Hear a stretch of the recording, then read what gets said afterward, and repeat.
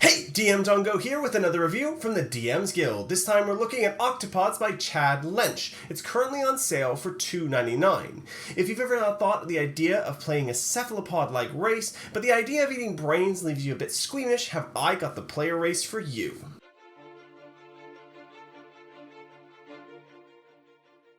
Right, the Octopods. What is this? This is a brand new race option for your 5th edition D&D game.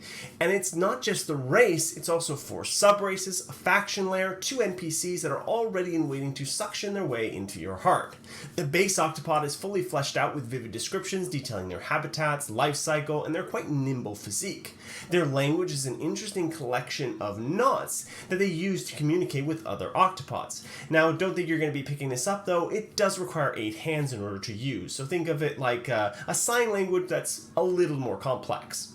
As for the mechanics of the race before sub-races are added in, you are looking at an addition of 1 to both intelligence and dexterity, while taking a -1 penalty to strength.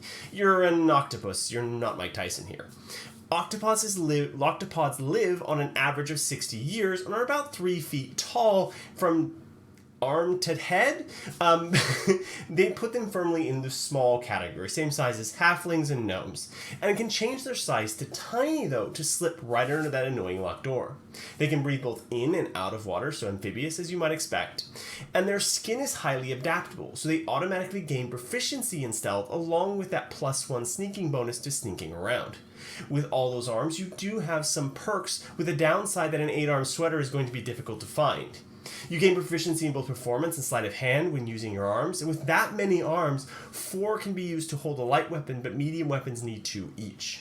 So you have like 2 legs, as it were, and then the rest of them can be used to, well, 4 legs and 4 arms that are available. However, all that good doesn't come with some downsides, and you are particularly vulnerable to the 3 common damage types, piercing, slashing, and bludgeoning, taking an extra 3 damage from each source. In addition, being so small and slightly amorphous means you are barred from both heavy weapons and any armor, although a shield might come in handy. The 4 sub-races are Deep Ocean, or slightly hardy octopods, gaining a +2 con bonus and dark vision out to 120 feet, and resistance to force damage. The Long-Armed, granting a +2 dex bonus and dark vision out to 60 feet, and reach with every weapon due to your pliable arms. The Blue-Ringed variety being oh so lovely with their +2 charisma mod, and poison anything that touches you, with a d4 plus your charisma and poison. And finally, the Swap style, bumping up your wisdom by 2 and granting blind sight out to 30 feet, and the lovely pack tactics. As for the faction including the offering, it's the Cult of the 8 Rings. Gives you a lot of fodder for things like quests, lines, potential plot hooks, or one-shots.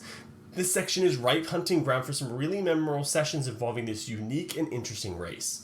The map for the grotto is next, and while it looks simple at first glance, the portions that change during the tides are a really nice touch that will surely surprise your players. Finally, the 2 NPCs are very well fleshed out, as you'd expect, complete with full stat blocks detailing everything then from motivations to how you can use them in your campaigns. Right, now what did I like about the Octopods? Well, there's a lot to love in general about octopuses. I mean, look at this one, it's lovely and extremely deadly. And I can see a lot of interesting builds and character ideas coming out of this, particularly with both Saltmarsh being released and the Baldur's Gate 3 trailer showing that Mind Flayers are going to be a big thing, so maybe some of your players are thinking tentacles. And this is a great way to introduce those without having them go eat brains.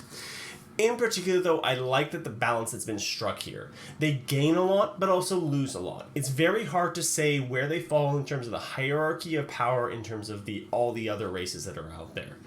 I think, though, it's not super powerful, and it's not super weak either, which is quite a difficult thing to do. Striking that balance is very hard. The addition of a faction is a nice touch and adds a lot of meat to what could have been a really short creation in the DM's Guild, and it's a really nice addition, and one that can get DMs to get a lot of mileage out of, both from either an antagonist or potential quest givers, and there's advice for both. I really like the knot language. It just tickles me something fierce that there's a language of the Octopods that they developed specifically to use all 8 of their arms, and kind of makes sense from a lore perspective. The level of detail on that race is excellent as well and can easily slot into whatever world you want it to. The formatting is also really nice, with subtle octopuses lurking on every page, which is a really nice touch. Now, what didn't I like? Having multiple arms was and continues to be the bane of every DM's existence when it comes to player characters and to some of the weirder races. And I think this one does the best job of it I've seen so far. Saying that, it's still a bit weird that Octopods don't technically have offhands, so the formula for working out how many attacks you can make is based on the number of normal attacks you could normally make plus half your proficiency bonus. I understand where it's trying to go, but this may take a few tries to explain to certain players. But I can't really fault for much else, and it's a solid offering all round. Now, my final thoughts in my rating. Now, this is a lot of different things kind of playing together, so having a single rating for any one thing is a little difficult. I really like the race. It's a bit weird and out there, but I like it because of that. It's something new and different, and that should always be celebrated. Easily earns a very high score for me. For the race itself, the faction and that interesting side of it, really cool idea, really great thing to add into an existing race so that you give them somewhere to ground them in a world, to say this is something that this race could do, or this is something that this race is part of. It also makes it uniquely beneficial to be in that part of the race in terms of the faction layer because of what's in that layer and how it's structured. Also, the NPCs are a really good idea because it gives a good understanding of maybe how these races would be motivated or sample ideas of how they can be motivated. It's a really interesting and unique challenge. Now, for my actual rating, haha, I tricked you there, I want to give this one a 5 out of 5. It's really well done, really well formatted, really well thought through, and I really like it overall. So, thank you. This has been DMDongo. Please do remember to like, comment, and subscribe. And if you want to pick up Octopods, please do remember to use my affiliate code, which is down below. Peace out.